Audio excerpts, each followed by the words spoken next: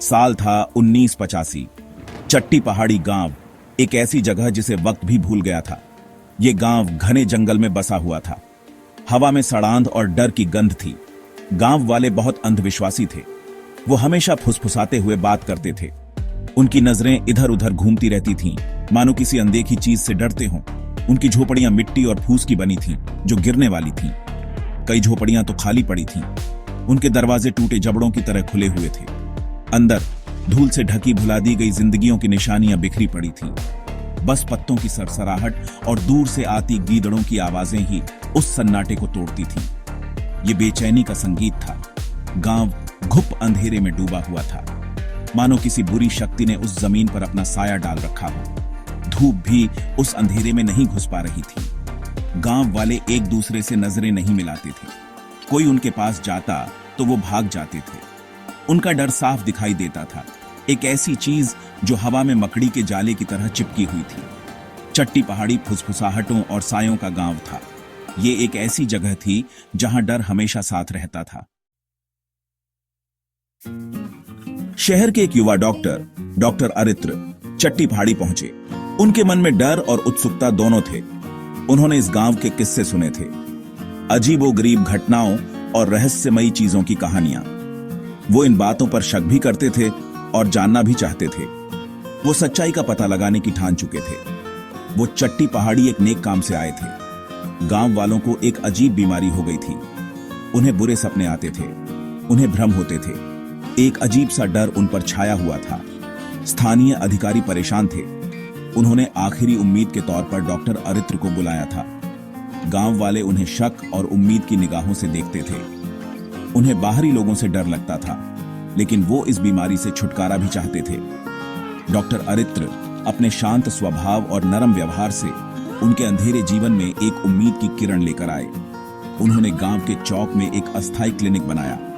उन्होंने गांव वालों की जांच की, उनकी बातें सुनी, उनकी बीमारी की कोई वजह ढूंढने की कोशिश की।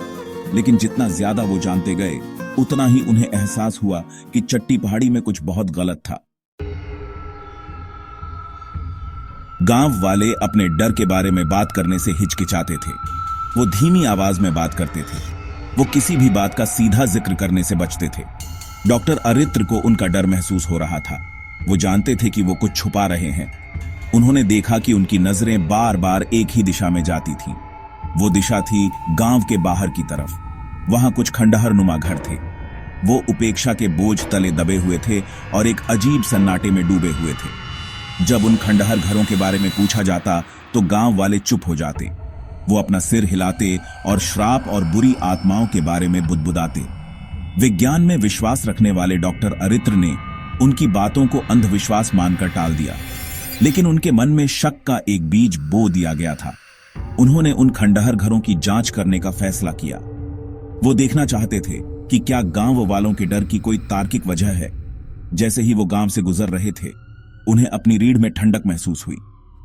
वो इस एहसास से छुटकारा नहीं पा रहे थे कि कोई उन्हें देख रहा है। डॉक्टर अरित्र ने गांव में ही रात बिताने का फैसला किया। वो उस डर को खुद महसूस करना चाहते थे जो गांव वालों को घेरे हुए था। उन्होंने गांव के किनारे पर एक छोटी सी झोपड़ी चुनी। यह उन खंडहर घरों से दूर थी। जैसे ही अंधेरा हुआ, गांव सन्नाटे में डूब गया। सन्नाटा इतना गहरा था कि बस झींगुरों की आवाज ही सुनाई दे रही थी। हवा भारी हो गई। उसमें एक अजीब सी ऊर्जा थी। डॉक्टर अरित्र को बेचैनी होने लगी। वो अपनी चारपाई पर लेट गए, लेकिन उन्हें नींद नहीं आई। उन्हें अपने कानों में खून की धड़कन सुनाई दे रही थी। झोपड़ी की हर आहट, खिड़की के बाहर पत्तों की हर सरसराहट से उनकी रीढ़ में सिहरन दौड़ जाती। उन्हें अपनी गर्दन पर किसी ठंडी सांस का एहसास हुआ। वो जान गए कि वो अकेले नहीं हैं। अचानक रात के सन्नाटे को चीरती हुई एक खौफनाक चीख सुनाई दी। उसके बाद डर से चीखने की आवाजें गूंजने लगी। डॉक्टर अरित्र का दिल तेजी से धड़कने लगा। वो अपना बैग लेकर बाहर भागे। अगले दिन डॉक्टर अरित्र गांव के मुखिया के पास गए। वो एक कमजोर बूढ़ा आदमी था। उसकी आंखों में प्राचीन ज्ञान और गहरा डर था। मुखिया ने उन्हें रहस्यमयी पंजे की कहानी सुनाई। कहानी के अनुसार एक ताकतवर तांत्रिक कभी उन खंडहर घरों में रहता था। वो काले जादू में लिप्त था। उसने एक बुरी शक्ति को बुलाया था। कहा जाता है कि वो शक्ति पूरी तरह से साये से बनी हुई थी।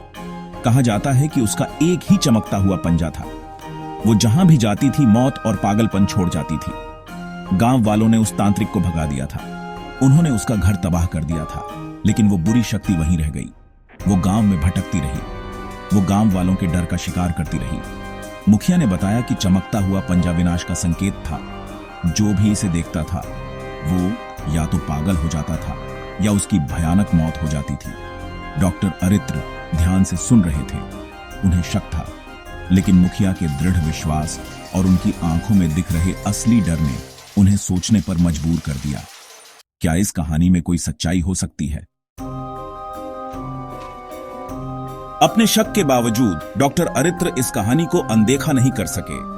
उन्होंने उन खंडहर घरों की जांच करने का फैसला किया। वो कोई तार्किक वजह ढूंढना चाहते थे। टॉर्च और कैमरा लेकर वो खंडहर में घुस गए। घर पूरी तरह से टूटे हुए थे। दीवारें गिर रही थीं, छतें ढह गई थीं, हवा में गीली मिट्टी और किसी और चीज की गंध थी। वो गंध किसी प्राचीन और बुरी चीज की थी। डॉक्टर अरित्र की रीढ़ में ठंडक दौड़ गई। उन्हें लगा कि वो किसी मना जगह पर कदम रख रहे हैं। जैसे ही वो एक कमरे से दूसरे कमरे में जा रहे थे, उन्होंने दीवारों पर अजीबोगरीब निशान देखे। वो बेढंगे तरीके से बनाए गए थे। उनसे खतरे का एहसास हो रहा था। उन्होंने उन निशानों की तस्वीरें खींची। उन्होंने जो कुछ भी देखा उसे लिखा। उन्हें डर सताने लगा। वो जानते थे कि वो किसी चीज के करीब पहुंच रहे हैं, बस उन्हें नहीं पता था कि वो चीज क्या है। अचानक उनकी टॉर्च टिमटिमाई और बंद हो गई। वो अंधेरे में डूब गए। वो अपने लाइटर के लिए टटोले। उन्होंने उसे जलाया। जो उन्होंने देखा उससे उनकी सांसें थम गईं। वहां धूल भरे फर्श पर एक बड़े पंजे का निशान था। वो एक अजीब हरे रंग की रोशनी से चमक रहा था। वो रहस्यमयी पंजा था। डॉक्टर अरित्र का खून जम गया। उन्हें अपने पीछे किसी की मौजूदगी महसूस हुई। वो ठंडी और खतरनाक थी। वो धीरे से पीछे मुड़े। उन्होंने कांपते हुए हाथों से अपना लाइटर ऊपर उठाया। सायों में एक डरावना जीव खड़ा था। वो लंबा और कंकाल जैसा था। उसकी त्वचा हड्डियों से चिपकी हुई थी। उसकी आंखें एक बुरी चमक से चमक रही थीं और उसकी छाती के बीच में एक अजीब हरी रोशनी से धड़कता हुआ रहस्यमयी पंजा था। डॉक्टर अरित्र डर के मारे जम गए। वो हिल नहीं सकते थे। वो चीख नहीं सकते थे। वो बस डर के मारे देख सकते थे कि वो जीव उनकी तरफ बढ़ रहा है। उसका चमकता हुआ पंजा उन्हें पकड़ने के लिए आगे बढ़ रहा है। जीव ने झपट्टा मारा। डॉक्टर अरित्र चीखे और उस पर अपना लाइटर फेंक दिया। लाइटर जीव की छाती पर लगा। एक तेज रोशनी चमकी। फिर सन्नाटा छा गया। डॉक्टर अरित्र जमीन पर पड़े थे। उनका दिल तेजी से धड़क रहा था। वो धूल और पसीने से लथपथ थे। वो बेकाबू होकर कांप रहे थे।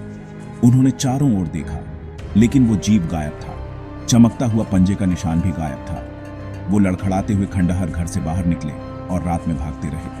वो तब तक भागते रहे जब तक वो थकान से गिर नहीं गए। उन्होंने पीछे मुड़कर नहीं देखा। वो कभी चट्टी पहाड़ी वापस नहीं गए। गांव वालों का डर कभी दूर नहीं हुआ। वो रहस्यमयी पंजे के डर में जीते रहे और डॉक्टर अरित्र इस भयानक सच्चाई से जूझते रहे कि कुछ चीजों को विज्ञान से नहीं समझाया जा सकता। कुछ चीजों को उन्होंने महसूस किया, छूना ही नहीं चाहिए।